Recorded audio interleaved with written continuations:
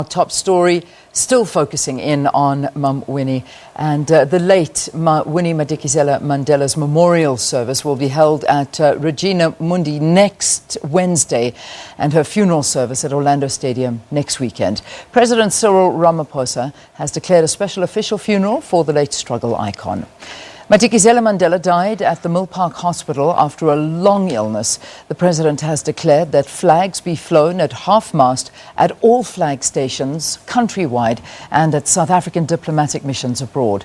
The mourning period has been declared until the 14th, the day of her funeral. The ANC will today unveil a 10-day plan of activities to honour the struggle icon.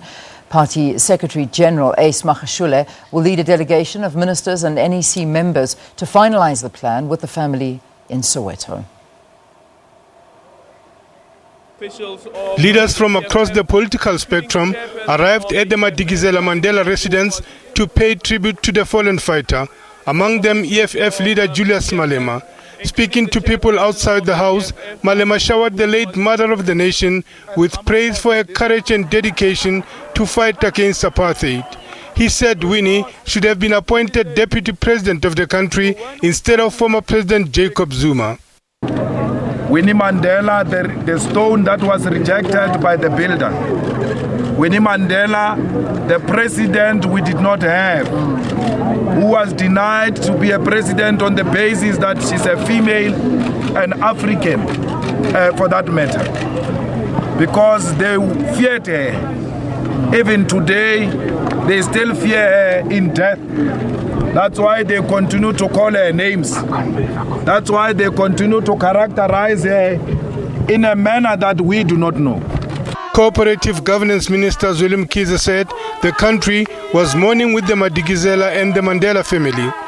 Without people like her, we would not have been able to get the courage to fight on. At some point, she was like the lone voice. There were no organizations, but she stood. And because of that, we have called her the mother of the nation. Minister Nathi Mthethwa was also among those paying tribute.